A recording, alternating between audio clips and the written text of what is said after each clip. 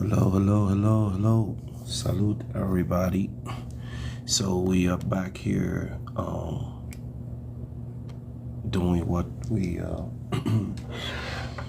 typically doing. So I need to change I need to change the topic of the live. Or maybe not just yet. Let me see. So we are diving into a different topic. And I think we are going to change the topic. Give me a second here. What is this one here? Okay.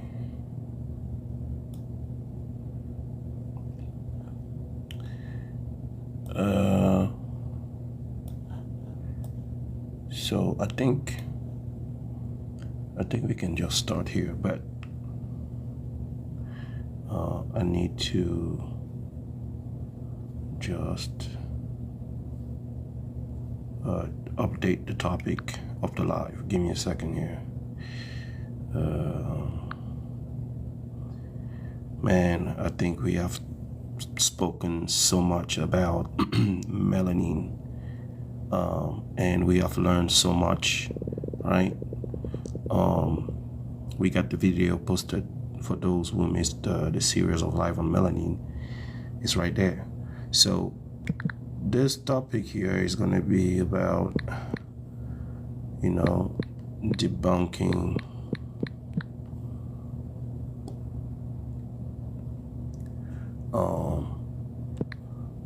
Abrahamic faith, whether it is Christianism, Islam, right?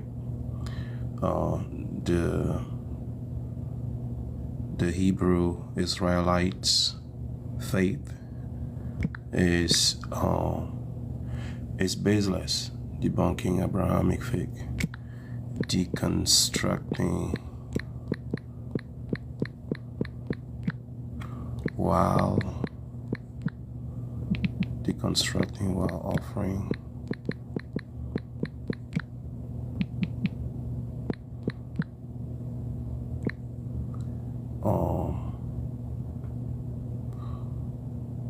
while offering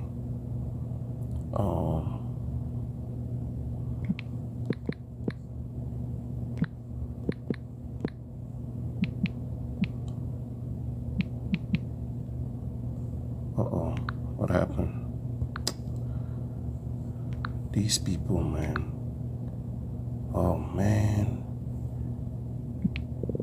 These are random people making requests here. It's messing up my damn, I have to redo it. Okay. Debunking Abrahamic. Give me a second, yo.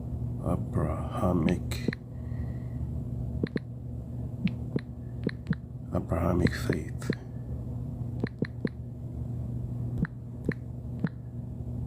Right? Christianity.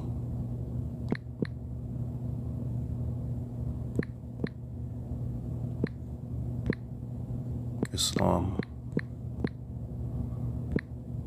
Hebrew.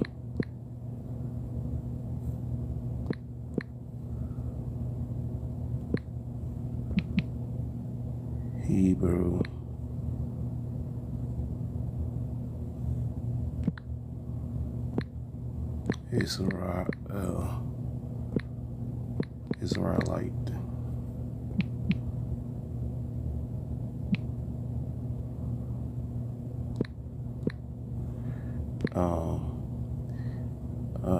And then debunking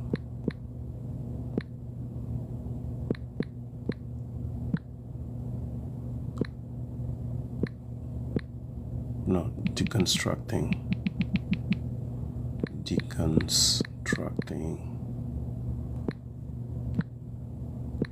religions while offering suffering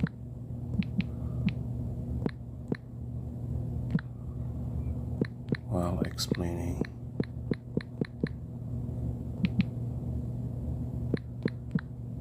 the natural occurring phenomena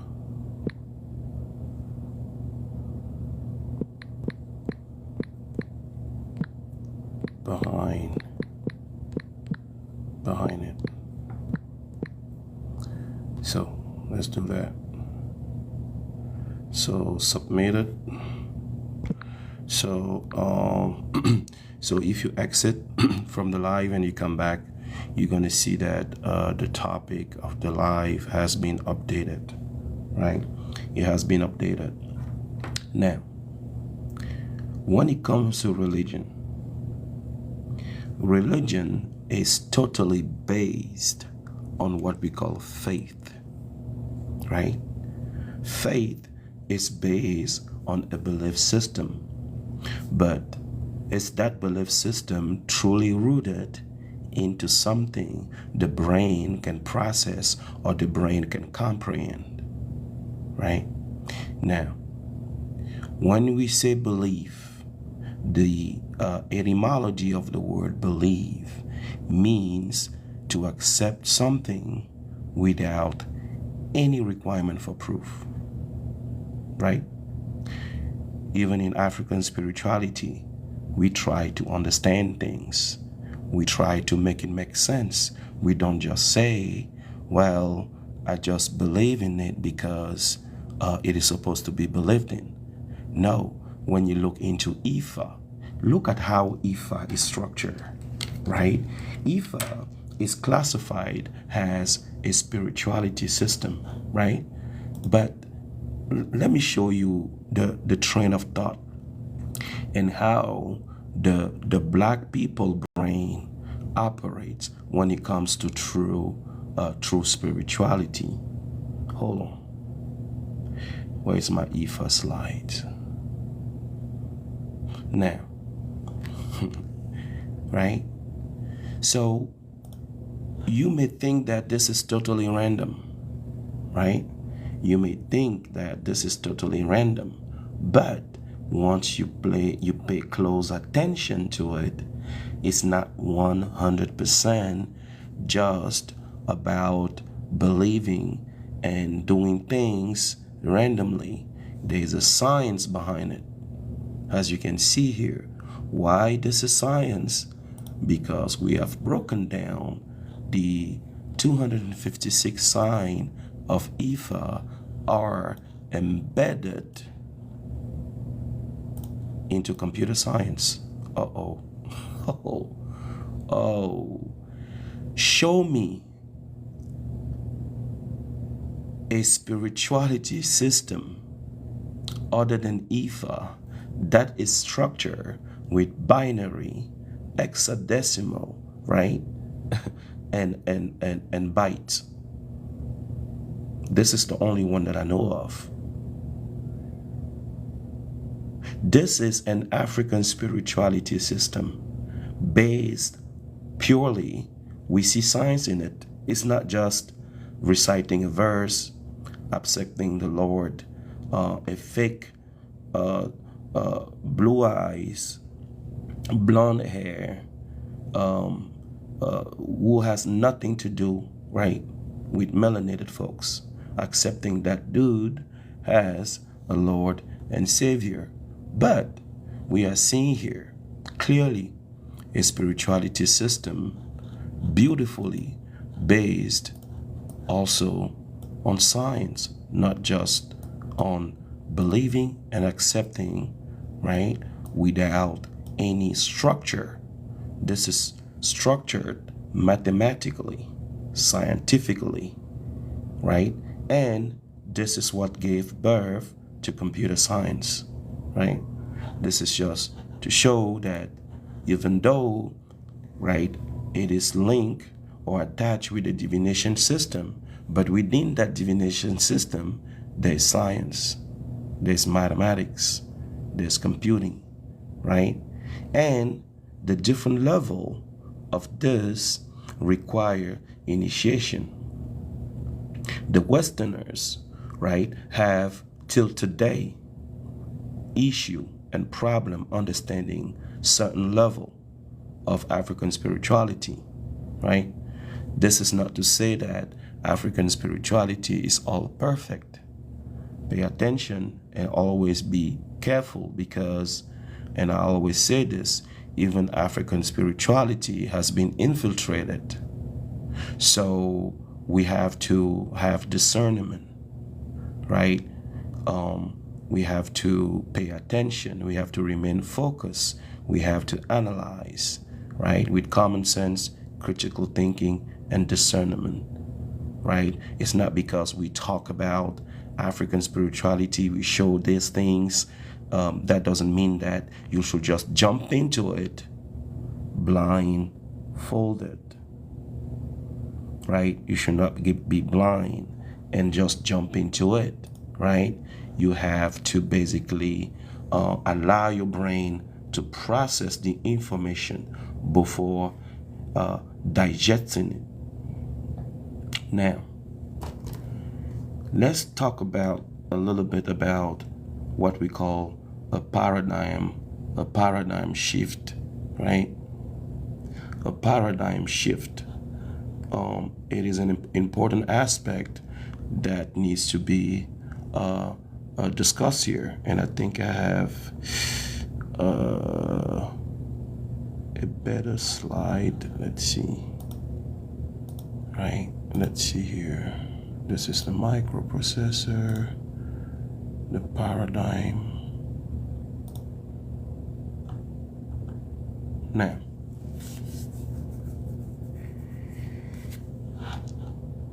I'm gonna find, this is slide 755. Let's do this paradigm.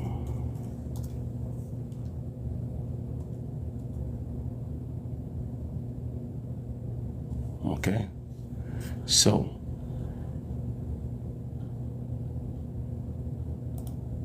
now let's talk quickly about the paradigm blindness or paradigm shift, and there's a great benefit into understanding what it really stands for, right?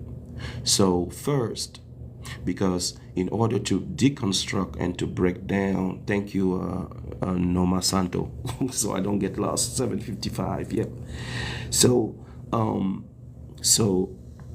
in order to deconstruct, right, to put ourselves or to set ourselves in the better position to deconstruct, right, the so-called religion, right,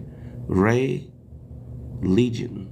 It's two words, right? To rely, right, on legion, right? Now, a paradigm is a system of rules and regulation that does two things, right? Because we have to get out of the regular standard normal paradigm we learn at school in order to have a bird eye view on the so-called religion and look at religion from the outside without any, believing into anything, but looking at it as, what we call the a regular person who basically did not know anything about religion, right? So we basically have to get outside of the so-called belief system paradigm, because if you've noticed, while speaking to a religious person, they are totally vibrating on a different frequency. They are totally vibrating on a different frequency. So in this section that I have here, or maybe I should just take this one, is a little bit of mix with some other stuff, but we can do this.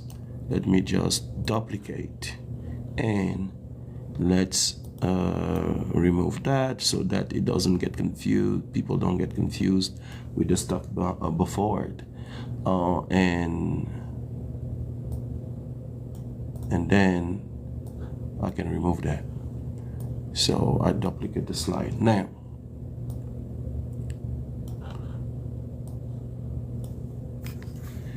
a paradigm is a system of rules and regulation that does two things. First, some of the rules set the limits or establishes boundaries, just like a pattern sets the edge, right? Just like a pattern, just like this egg here. This egg shape here sets what? The edges or the edge, right? The limit. You cannot get outside of the limit or the edges. So someone who's into religion, right, is already locked into a paradigm, and they have difficulties getting out of it and basically looking at things from the outside because they're stuck in the box. Same as Muslim folks. They are stuck within a paradigm, within boundaries, right? Now,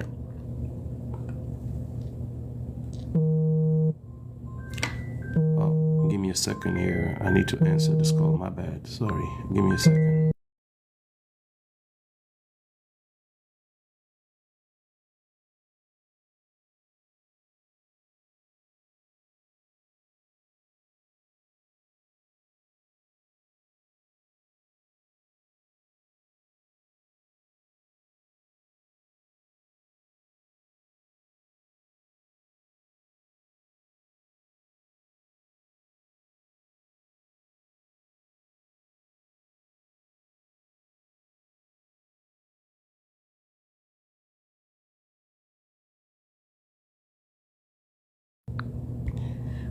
Now, let me get a little bit of my coffee here. Yes, salute everybody. EX, MYT, Noma, Santo, North King, right? And She Matters. Man, before I continue, right, let me just get a little bit of my coffee here, right, so I can get my my brain, electrocuted.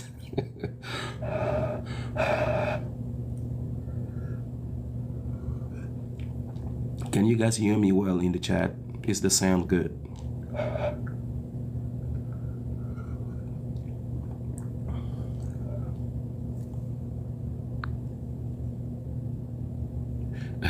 Enough King said, all phones off during lesson. Yes, we can hear you. Perfect. Awesome. Awesome.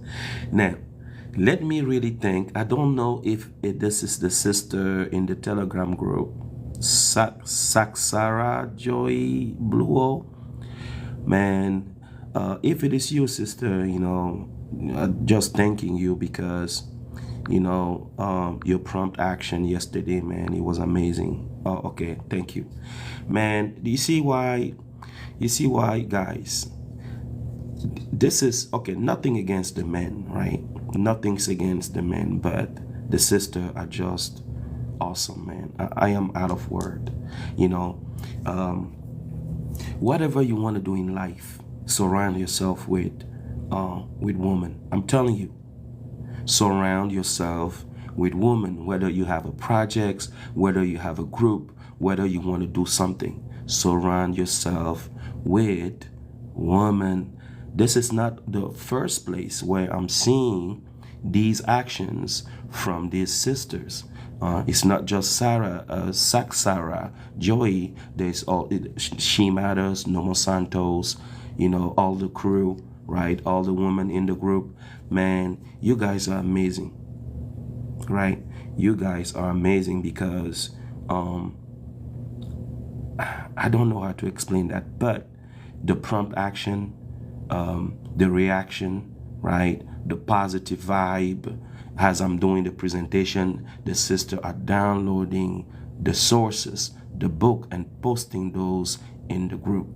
They are posting those in the group pronto, right? As things are going, and this is really helping me, right? Because I'm supposed after the live to go find the source, and post them. But sister are doing it, man. They are doing it beautifully, right?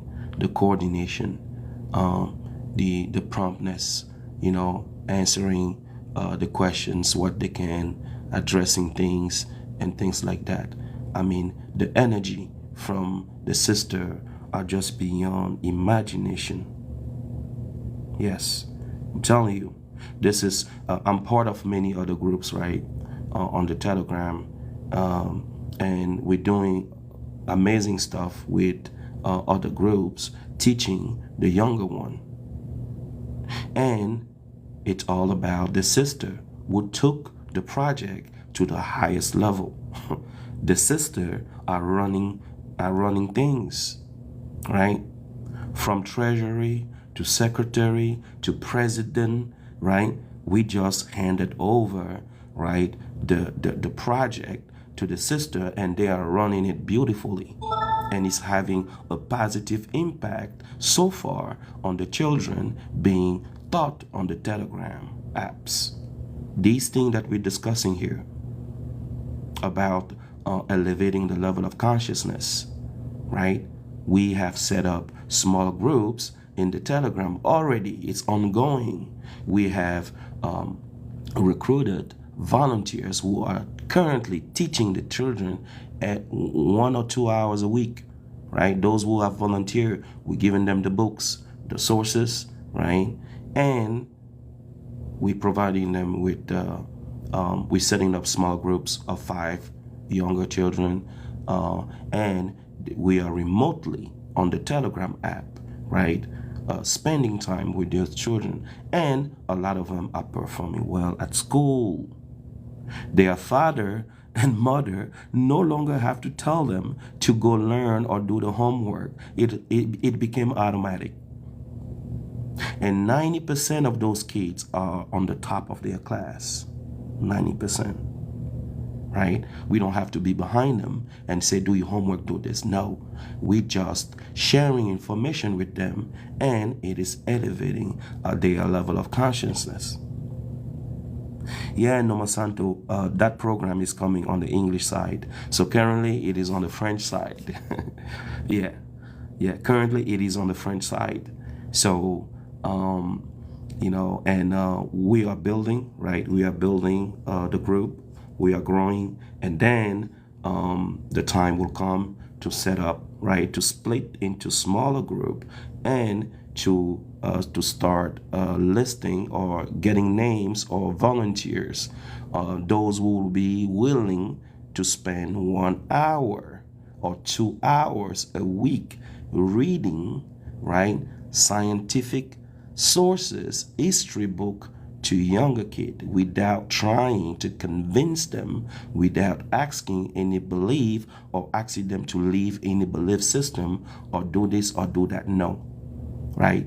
We are avoiding getting into changing, a kid's mindset. All we're doing is to share scientific data, and we let them process it. So most of those kids, after realizing the ancient African black invention that their ancestors have done, it changed totally their mindset.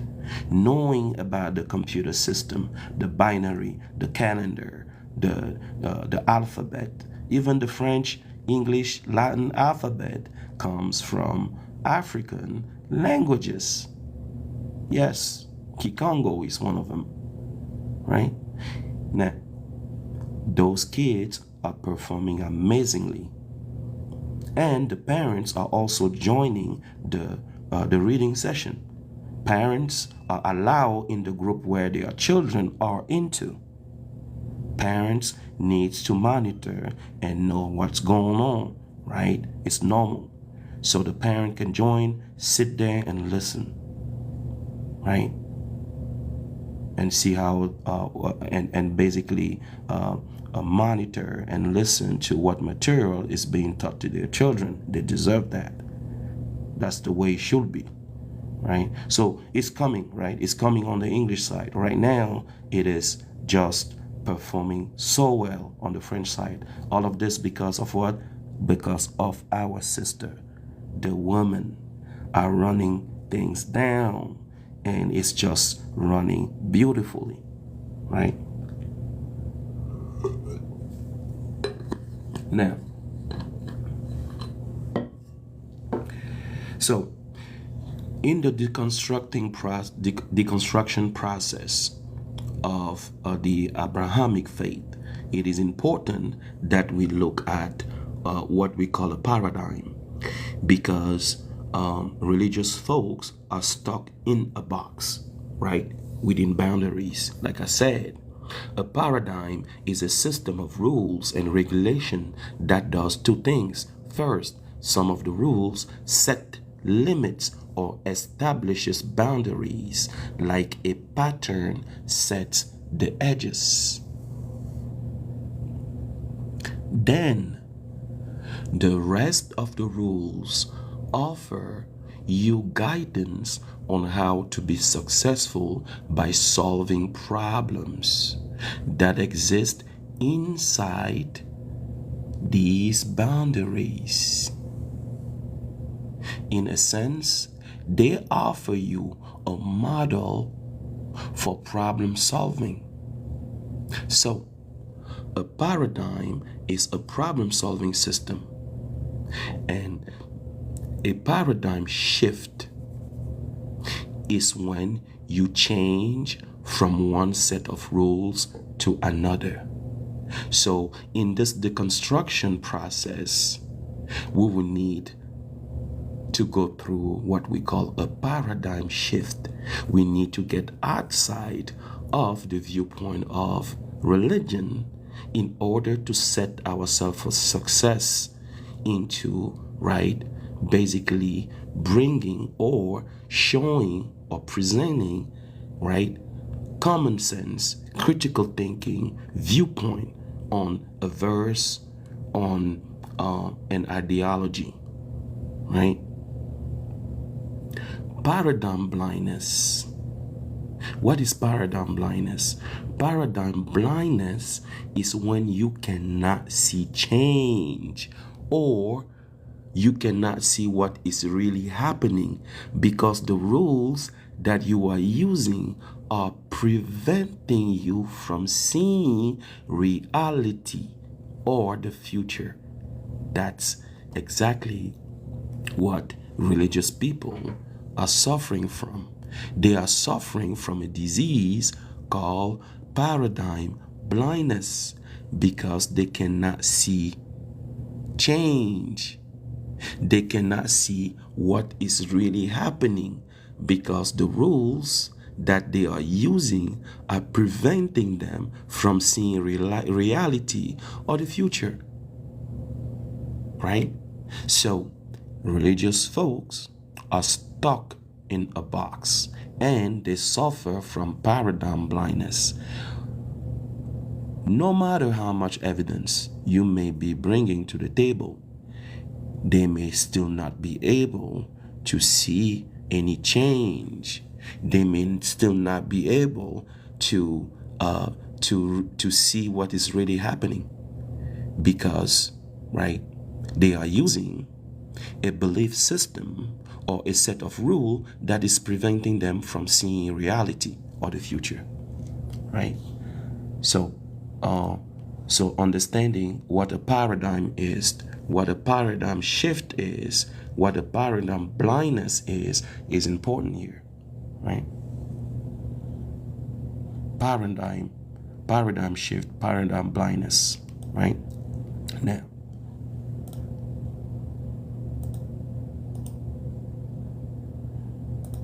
so 7:55. Let's go back to 7:55.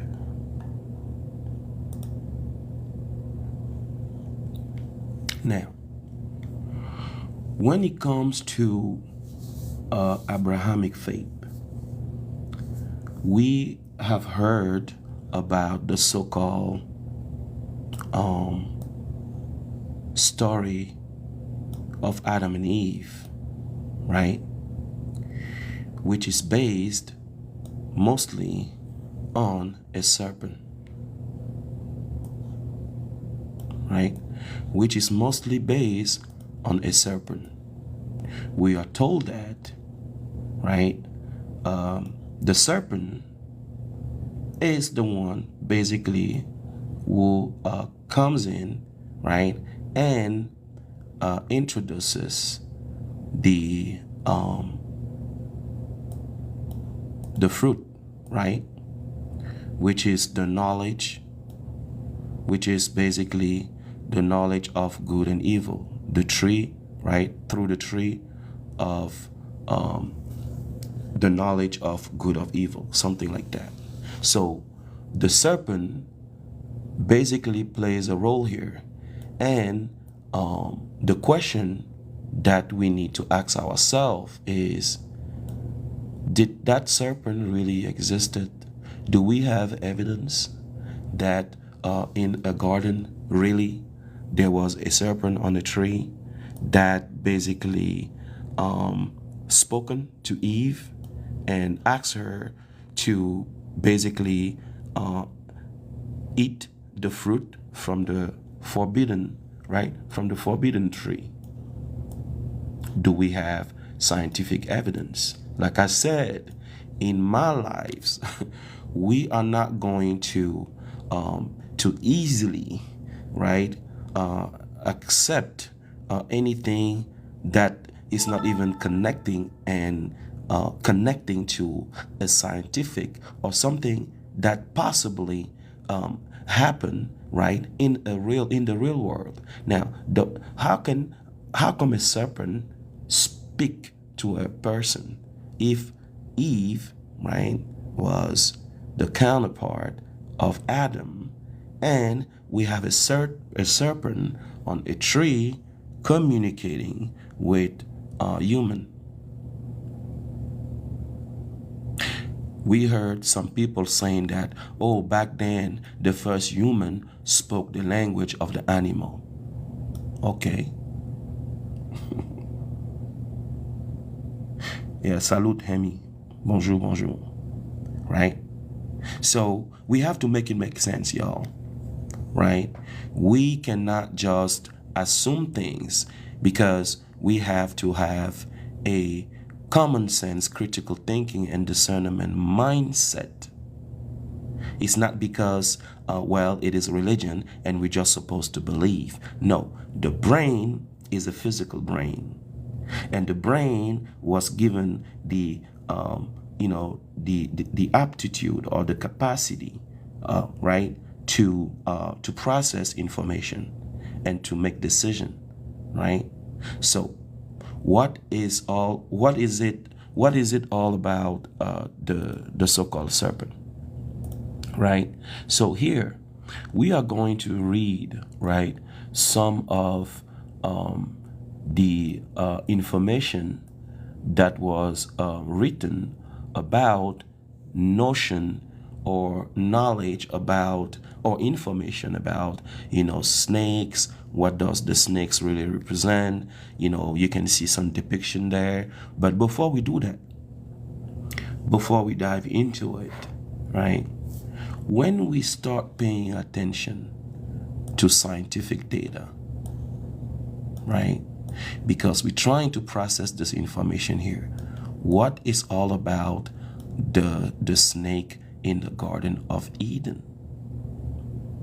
If the Garden of Eden was real and located somewhere on earth, where was it located at? Right?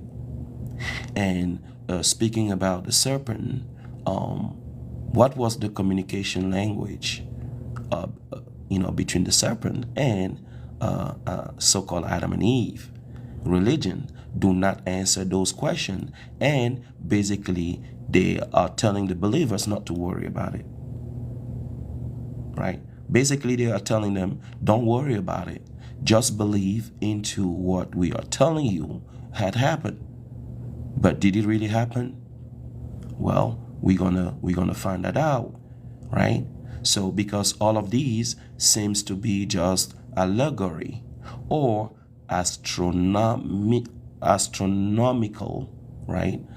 Data, allegory, astronomical data, right? Natural occurring phenomena in nature, mimicking the introduction of good and evil, mimicking the introduction of good of evil, whether it is in our solar system with the season, right?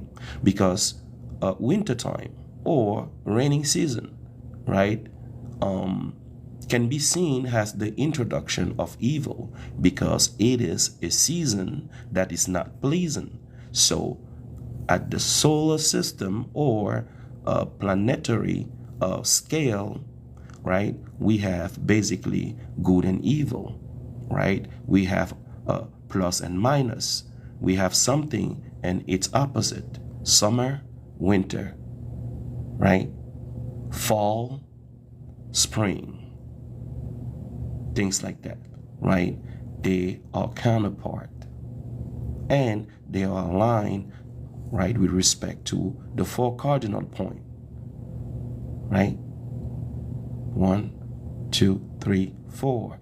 4 cardinal point, right? Now,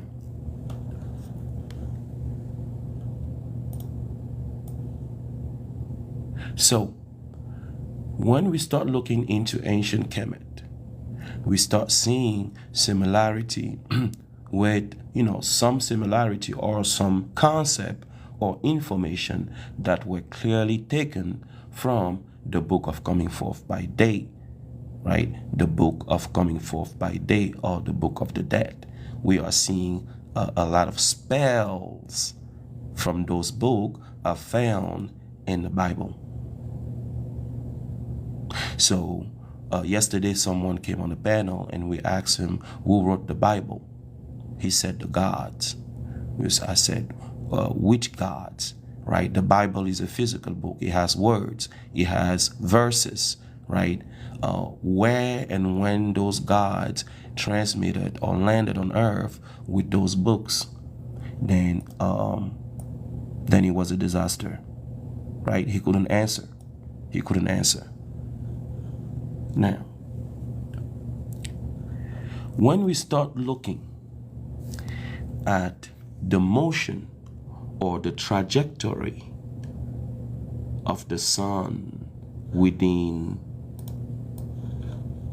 right, or the sun within the constellation, then we start to see something, right?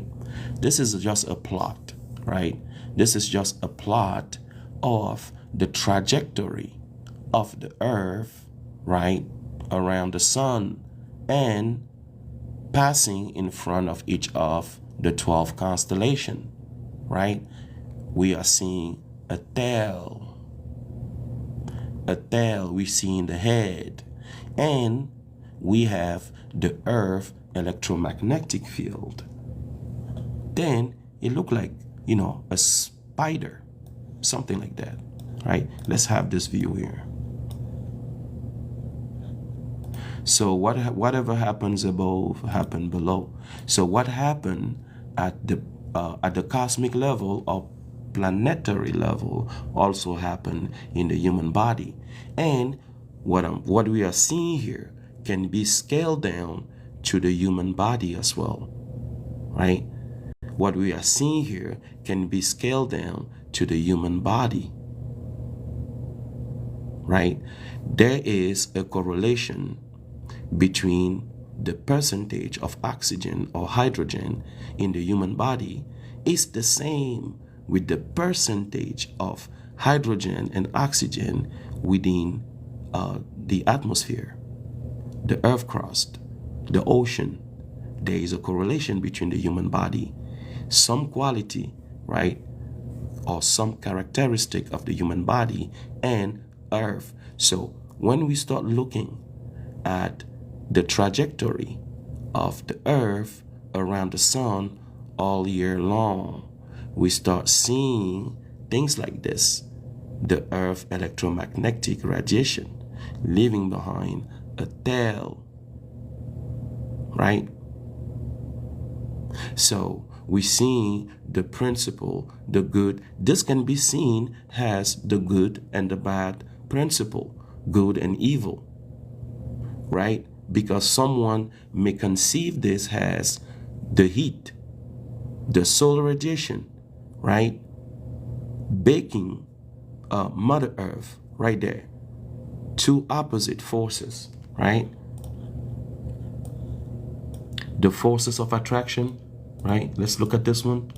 The forces of attraction, right, between the sun and earth, right? Once they have attained resonance are equal, F1 equal F2 at resonance. They are opposing forces. They are balanced, right? This principle here can be seen as, right, harmony between good and evil. They have attained balance or resonance. Now, religion is basically going to tell you, you have to fight against evil and you have to get rid of it. But the two are tied. They cannot be separated. They cannot be separated, right?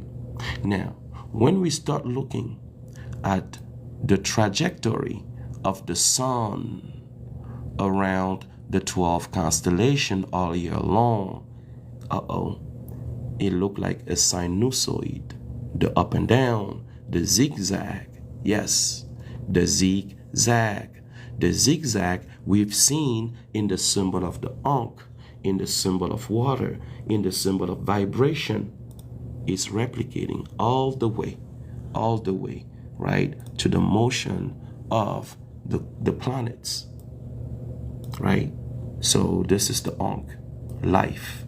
So when we say life, we have to have the up and down, the electromagnetic, right, the weaving, quantum particle or invisible particle, right, turning into matter. So the motion of the sun, the earth, and other bodies, right, are basically generating life. They are manifesting and generating life because, look, just pay attention to the motion, the up and down, even the heartbeat, right? If you have a straight line, that means there is no response, there is no heartbeat, right? So this is the heartbeat of, right, our solar system. The heartbeat, it means there is life. Something is manifesting. And we are seeing that heartbeat, right, all the way to the core of the atoms. The atoms, right, the smallest thing that is uncuttable, you cannot divide it, it's the smallest thing, or the po, right, all the way to the size of the invisible po. The atom is not visible to the naked eye, right? We see the vibration, the zigzag, the up and down, right? And it is basically expanding, right, at a planetary scale. Now, when we start also looking at the trajectory of Mother Earth around the sun, look at that. It's this one here. This one going around the sun, and the sun itself, it has an up and down motion, right? So let me show this here again. So the motion of the sun, right, visiting the 12 constellation is not a straight line. It is an up and down, right? So let me scale this one a little bigger so that we can see the writings. Yeah, I think this is better. So this is the path of sun around the Milky Way, right? The Milky Way is kind of like the spine of a heavenly body. And around that Milky Way, we have the sun doing an up and down movement, right?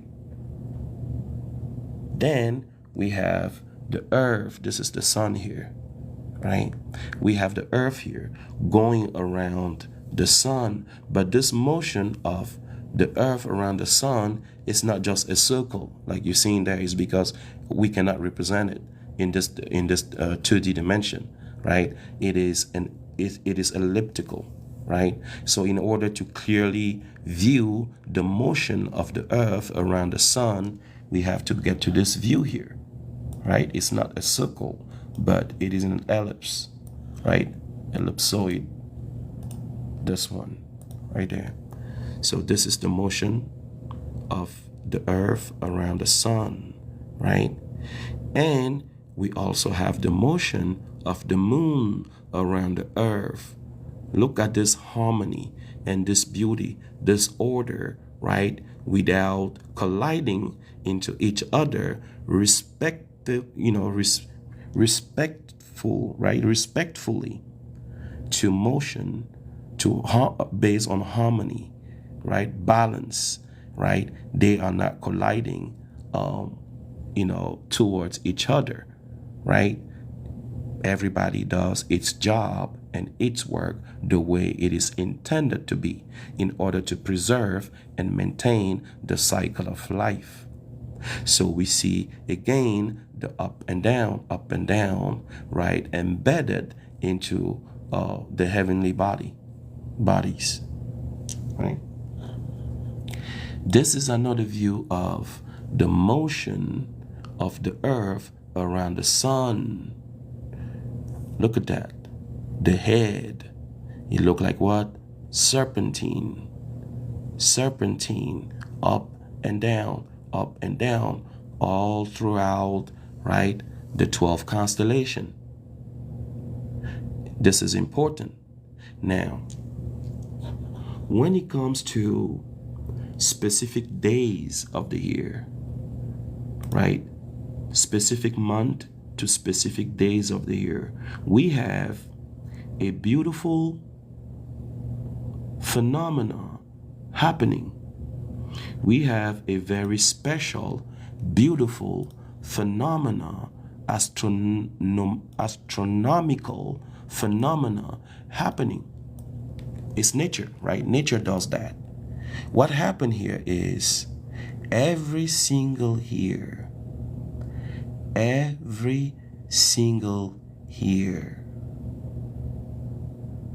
December 22, 23, 24, the sun seems to be stuck in the Southern Cross for 3 days.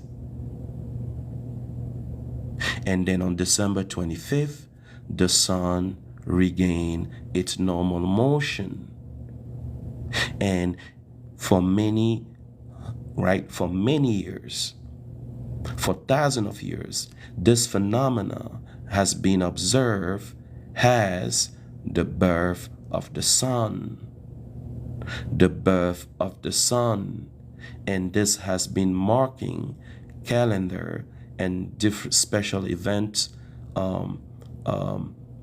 Some people even tie this to some rituals, festivals, right? In Kemet, right? They've been observing special, right, observation to commemorate this event here. But what we are seeing here is, so I'm going to get this. And I can put it right where we were at, which is here, right? So once we add this natural occurring phenomena to the motion, right? The motion of the sun, the earth, right? once we add it and we tie it to the special events here, the 3 days, has been marked as what? The resurrection, right? The resurrection, the rebirth, right? Basically, you will see a lot of calendar or event tied to 3 days, 3 hours, 3 months, right? 3 everything, right? So basically, this is a natural occurring special event happening every single year. And this has been tied to be what? The birth of the so-called Jesus Christ. Was Jesus Christ really born on December 25th? No, it's the birth of the Son. It's the birth of the Son, right? It is a natural occurring phenomena. But the Bible is not going to basically explain all of this, right? They are not going to explain all of this. So let's go here.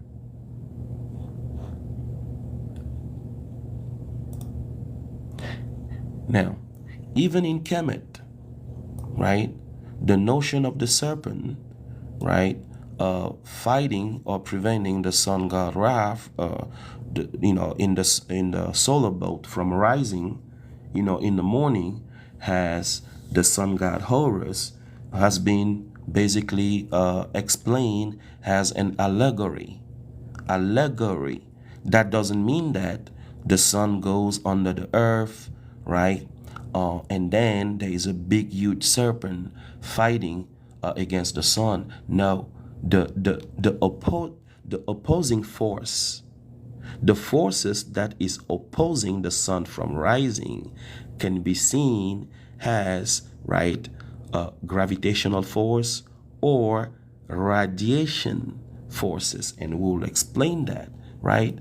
So like I explained, like I have shown here, the scientific phenomena here. Let me bring again the equation, right? The opposing forces, right? So to any force F1, right, with respect to a body, right? If you take 2 bodies, right, you can easily find or understand the concept of a force and its opposite, basically. So, and this opposition is creating motion, balance, and even season, because once you add the spin, right, into it, then you get the change of season, right? So let's go to here, and I think we can start reading the sources. So I think I was here.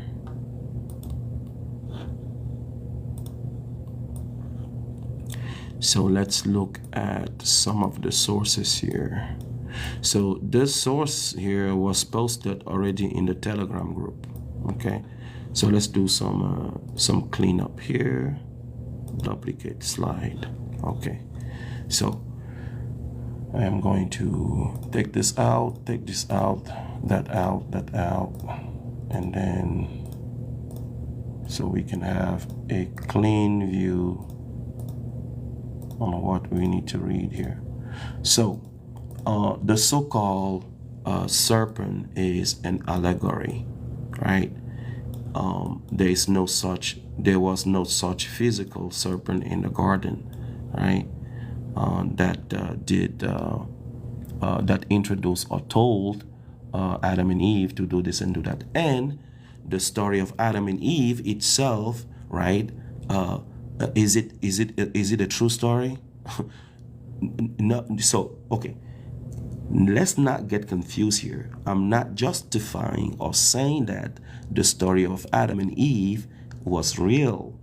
No, what I'm saying is it was based on an allegory. The allegory, or the astronomical phenomena, was falsified or plagiarized and personified into the story of Adam and Eve and the serpent. I hope this is clear, right? I'm not backing up the story of Adam and Eve. I am just deconstructing it and explaining, right, what it was all about and where it came from, right? Now, we are going to explore the sources that I have here on the screen. Let me see. This is from the book of Coming Forth by Day, right? So this is from the book of Coming Forth by Day here. It's only one newspaper, right? I call these stickers or newspaper or stickers, right? So let me just read the section in green. And this is the chapter of praising and glorifying, right? And I think it's in 49, right? So you can just take a screenshot in case you are interested to finding this. The book of Coming Forth by Day can be downloadable, right? And then I will present the front page because there are many versions, right? So, work whilst he is upon earth, for then all the words of Tem come to pass. Now, Tem was one of the original name of the serpent. Okay? I am the god Tem in rising, and this Tem became Ra. Yes, I am the god Tem in rising. I am the only one. I came into existence in Nu, the primordial water. I am Ra, who rose in the beginning, the ruler of this, right? So this is just to show, right, the connection between the serpent and the sun. What is seen as the serpent and the sun. I am the god Tem in rising. I am the only one. You see how the notion of the serpent in Kemet was totally different to the notion of the serpent we see in Abrahamic faith, right? The serpent is represent evil and must be destroyed, right? But what is the conception or the natural occurring phenomena behind the notion of the serpent? So when we say serpent here, it's not a serpent in the sky or a big huge serpent. No, it is an allegory, right? So let's get to now. The sources we will be reading is going to be coming from this book here, The Two Babylons, right? And I think they are explaining a little bit the early conception of the notion of the serpent and things like that, right? So, and here we are deconstructing, right? We are deconstructing slowly. We are slowly cooking. Now, where should I start? We can start from...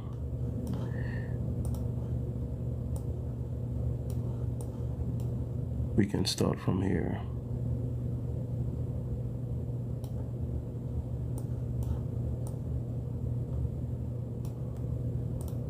Let's see.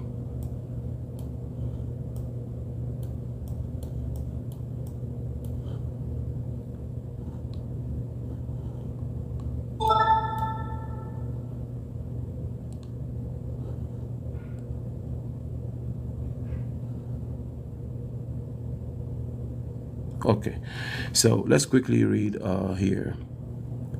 I'm not going to read the whole thing. The book is huge. If we start reading the whole book, man. So now all that is necessary to unravel this apparent inconsistency. So they're talking about inconsistency here, but we need to know what is that inconsistency. So let's read from the top here. In the Scandinavian story of Balder, see ante, page 57, the mistletoe branch is distinguished from the lamented god. The Druidic and Scandinavian myth somewhat differed, but yet, even in the Scandinavian story, it is evident that some marvelous power was attributed to the mistletoe branch, for it was able to do what nothing else in the compass of creation could accomplish. It slew the divinity on whom the Anglo-Saxons regarded the empire of their heaven as depending. Now, all that is necessary to unravel this apparent inconsistency is just to understand the branch that had such power has a symbolical expression for the true Messiah, Savior, anointed, Christ. Now, did you know that the so-called anointed existed in Kemet and it was spelled Krst, right? It was the sound, right? According to ancient Egyptian dictionary, they had the word for anointed, right? And they turned the KRST into the CHRIST, basically. The Bacchus of the Greeks came evidently to be recognized as the seed of the serpent. For he is said to have been brought forth by his mother in consequence in intercourse with Jupiter, when that god had appeared in the form of a serpent. Right?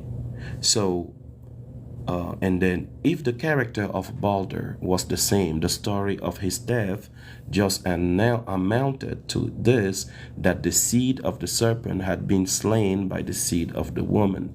The story, of course, must have originated with his enemies, but the idolaters took up what they could not altogether deny, evidently with the view of explaining it away. Right? So, this is just the beginning, right? We're going to continue reading, and then we're going to make a synthesis, right? Because I put this a while ago, right? This one here is going to be a good one. Pay attention, y'all, right? So let me bring this one to the front, and we're going to have a clue on what that apple, right, used to be or could be, right? So the sticker also here is going to be has good information here. So let's start with this one first, right? Let's start with this one, and I can start where I can start.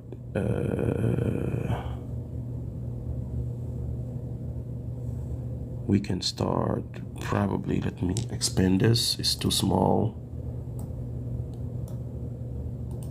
So the key here is to show you a sneak peek, right? And then if you find something interesting, you can just download the book and dive more into it, right? Because if we start reading the whole book, right, it might take forever, right? So I can start from, let's start from this sentence here. Seen shut up in an egg and floating on the waters.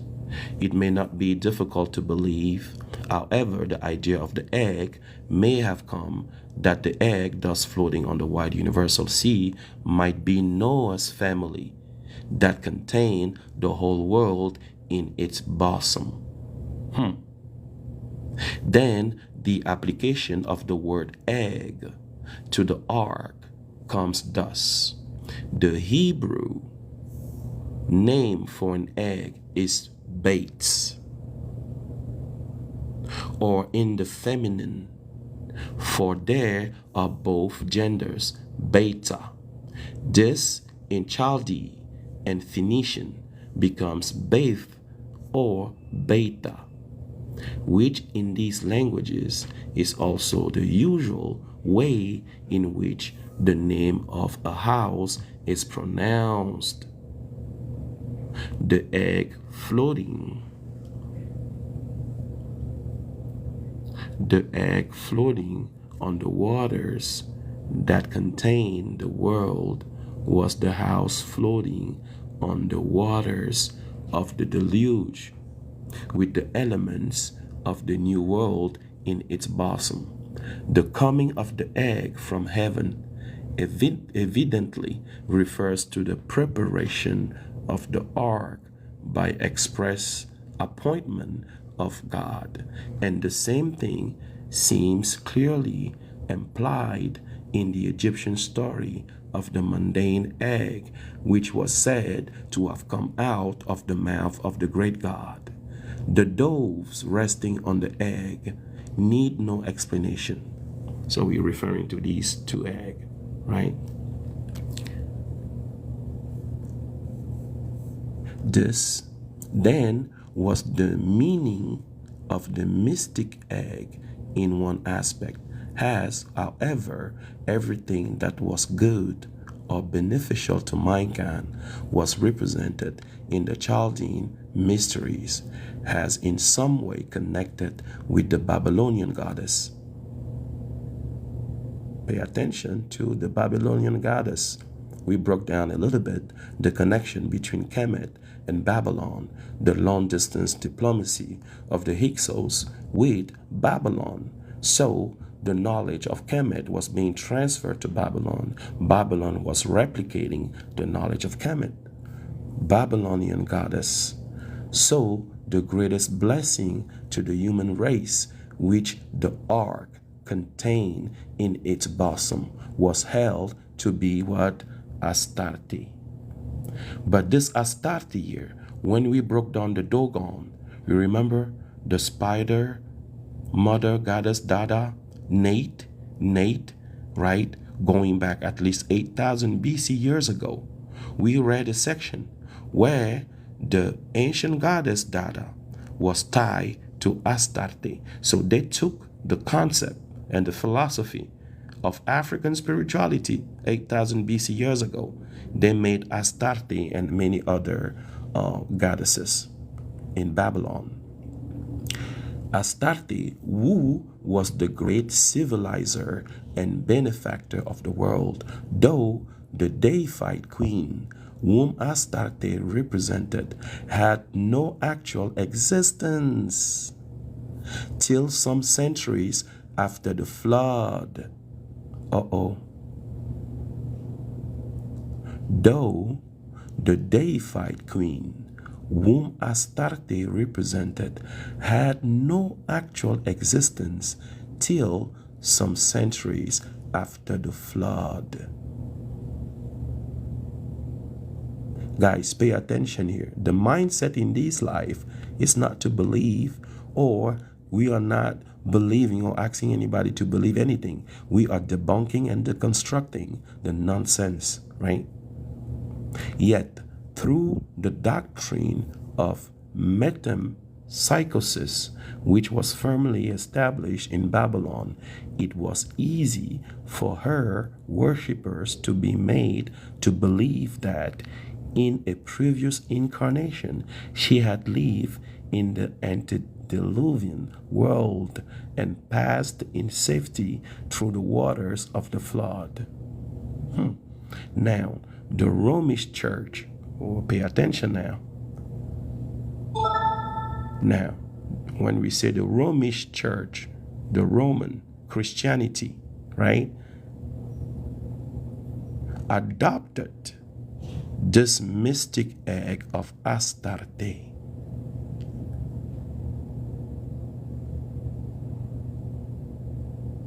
And consecrated it as a symbol of Christ's resurrection. A form of prayer was even appointed to be used in connection with it. Pope Paul V, teaching his superstitious votaries thus to pray at Easter Astarte, Bless, O Lord, we beseech thee, this thee creature of eggs, that it may become a wholesome sustenance unto thee servants, eating it in remembrance of our Lord Jesus Christ. Wow. Besides the mystic egg, there was also another emblem of Easter, the goddess queen of Babylon, and that was the Rimmon, or pomegranate. Did you know in Babylon, one of the mystic egg emblem, right, was not just the Easter egg we know of today, right? It was pomegranate. Pomegranate. It's right there. With the ribbon of pomegranate in her hand. Right here.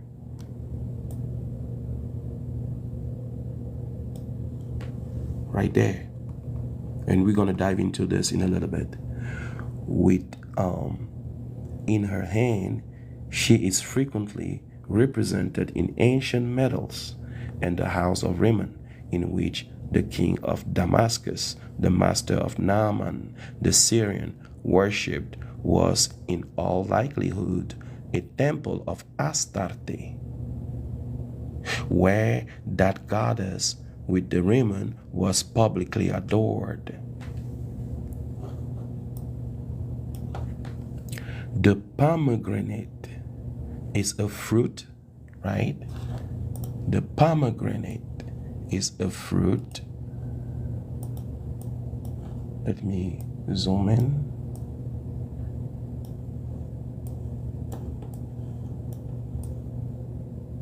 The pomegranate is a fruit full of seeds, and on that account, it has been supposed that it was employed as an emblem of that vessel in which the germs of the new creation were preserved, wherewith the world was to be sown anew with man and with beast. Guys, let's pay attention to this one. Let me read this one again. Wherewith the world to be sown, right? The world to be sown anew with man and with beast. Wow. Sown with man and with beast.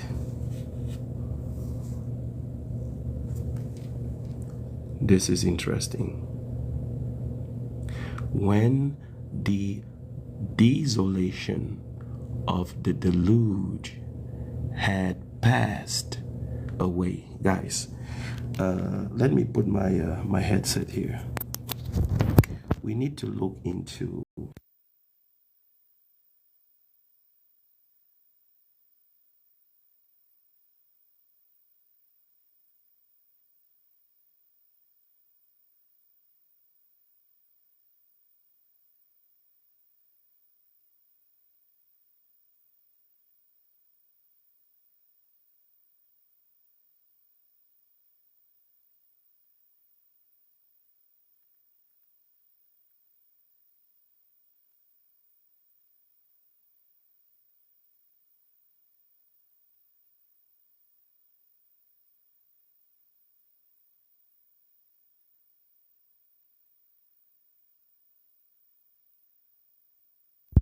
Can you guys hear me now? Can you hear me?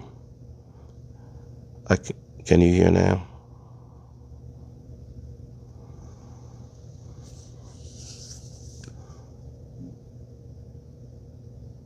Okay.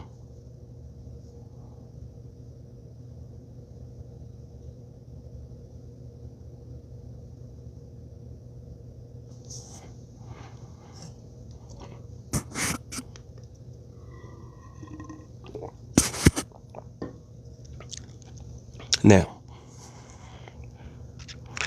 the reason why I think we need to pay attention to section like this is because, remember,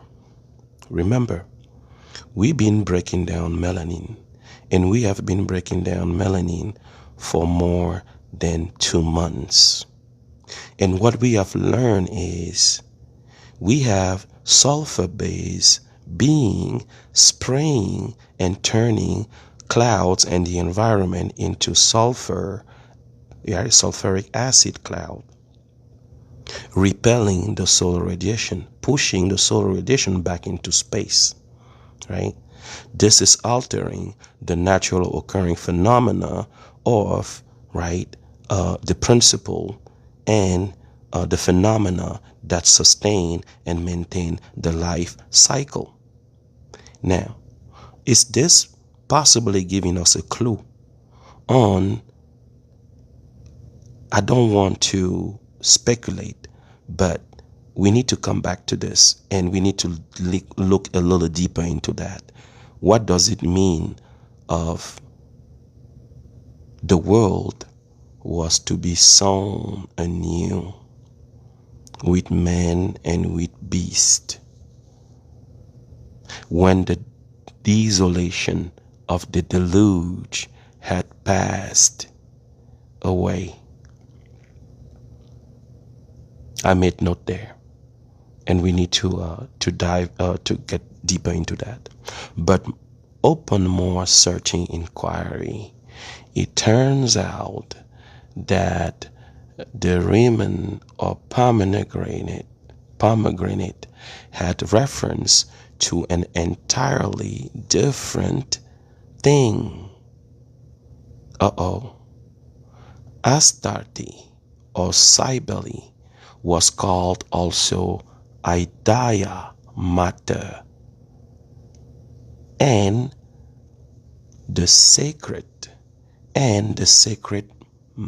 mount in Phrygia, most famed for the celebration of her mysteries, was named Mount Ida, that is, in Chaldee, the sacred language of these mysteries, the Mount of Knowledge. The Mount of Knowledge, the Tree of Knowledge.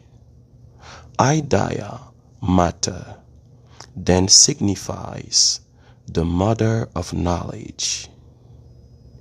In other words, our Mother Eve, who first coveted the knowledge of good and evil.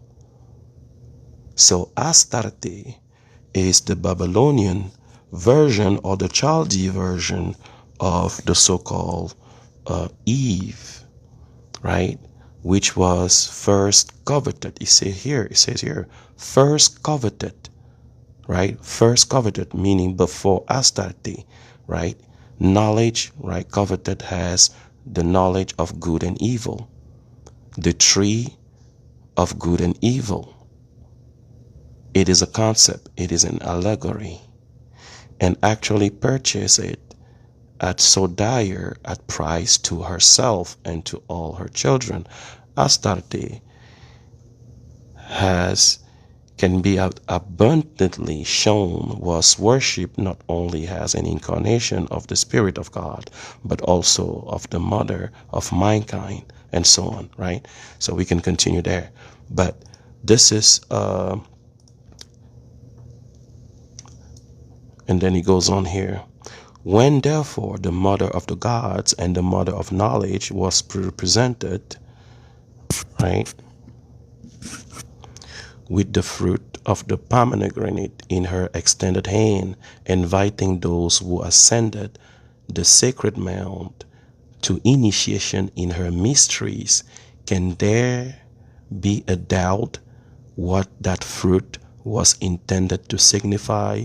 Evidently, it must accord with her assumed character.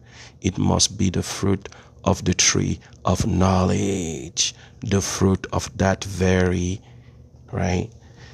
You see that? the pomegranate before it was even the apple. In Babylon, they used the pomegranate instead of the apple, right? The fruit of the tree of knowledge, the fruit of that very tree whose mortal taste brought death into the world, and all our vow. You see that? It's not a real physical fruit, it's the introduction of what can be seen as evil, right? It is an allegory. Just like I was explaining here, when it comes to the season, right? When it comes to the season here, the introduction of winter time during the winter solstice can be seen as the introduction of evil, and summer can be seen as the coming back of good, and so on. The autumn equinox opposed to the vernal equinox, right? Or also the birth and the unaliving of new cells in the body, which sometimes typically takes 3 days, right? Based on some cycles, right? So all of these are allegory, right? Purely allegory. And we are showing, as we are deconstructing here, we are showing scientific data to explain the natural occurring phenomena behind it. That's the beauty of doing this, right? We are not just deconstructing without offering any alternatives, because all of this was originally, or at some level, based on natural occurring phenomena, observable phenomena, right? Human body of phenomena, right? Things that happen within the brain, with the pineal gland, right? The corpus callosum, the cerebral spinal fluid, right? The way the body basically operates. So we're gonna come back to 756. So let me show you another aspect of the concept of beta, the egg, the child definition, beta egg, and things like that, right? So they want to make it sound like it was all about a specific place or a specific people, whereas it was also part of a scientific knowledge, basically transform or plagiarize into a story attributed to specific group of race of people, right? Now,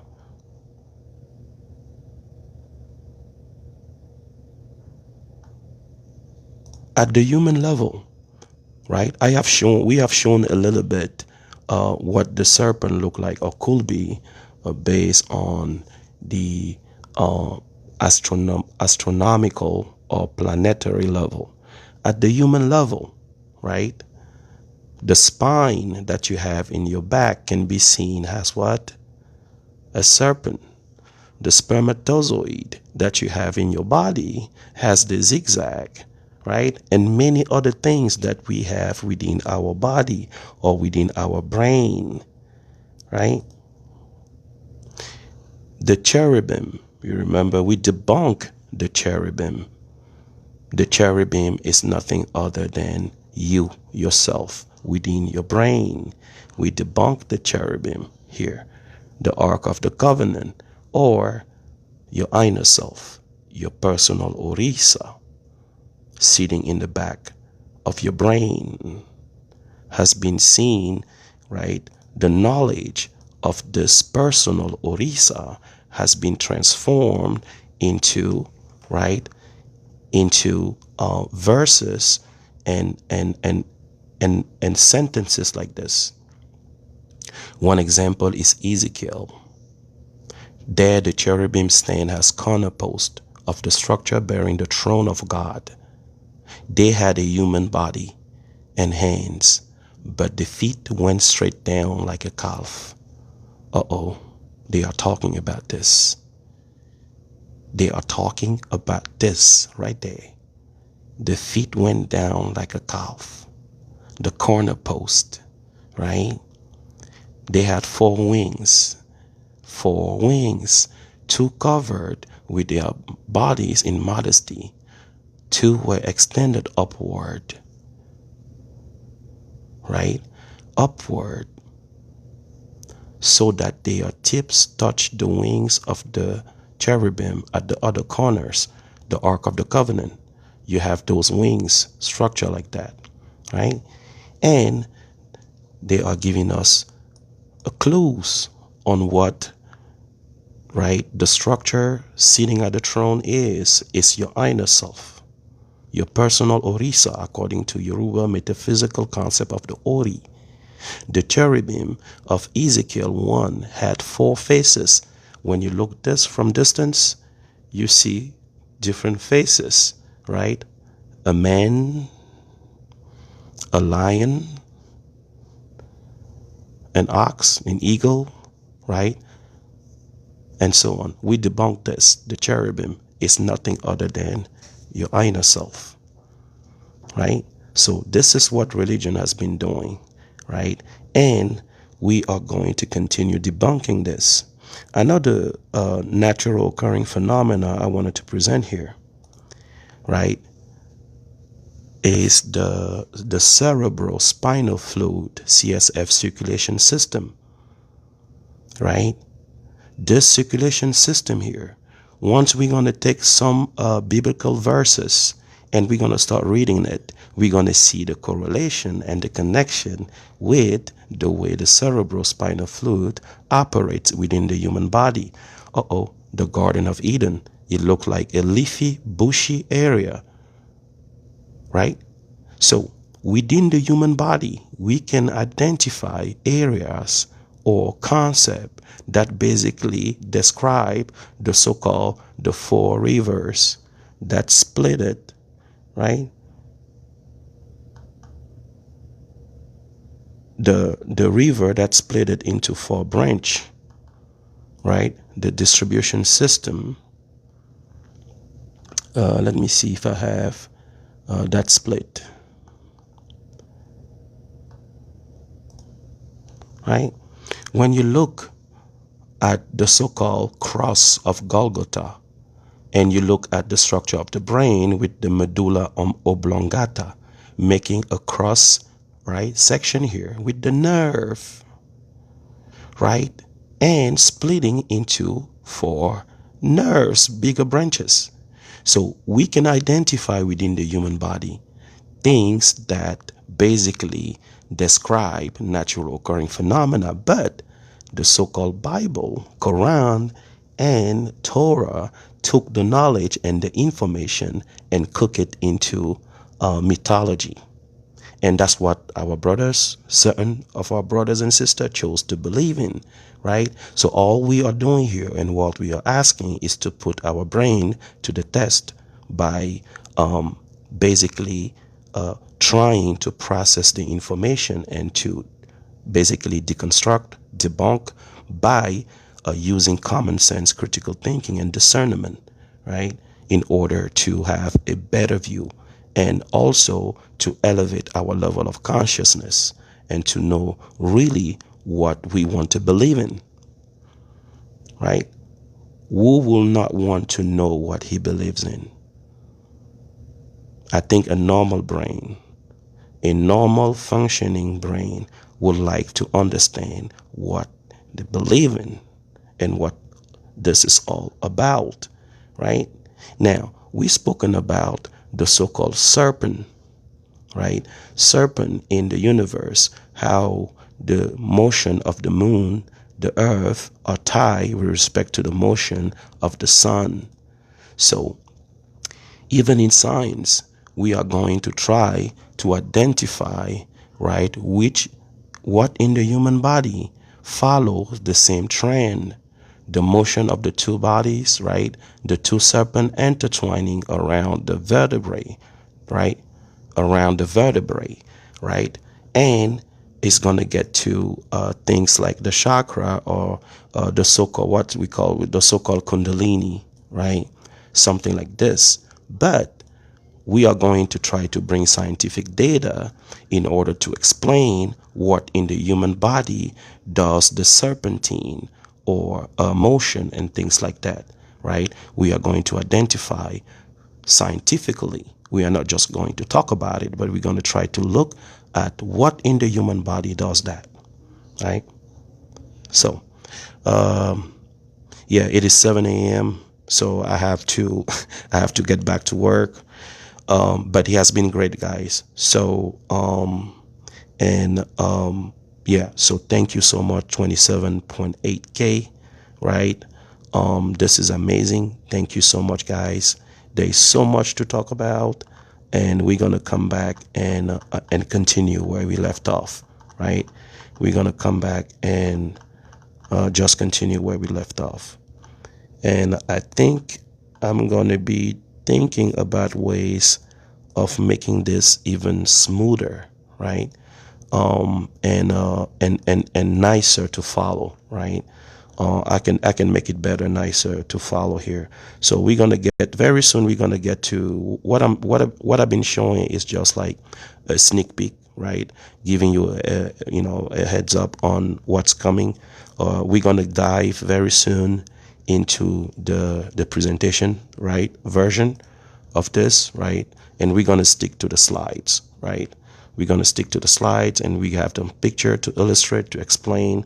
So yeah, we're gonna continue in that viewpoint. So thank you so much, everybody, and yeah, see you around noontime, 12 p.m. Eastern time. We're gonna get right back to it. So thank you so much.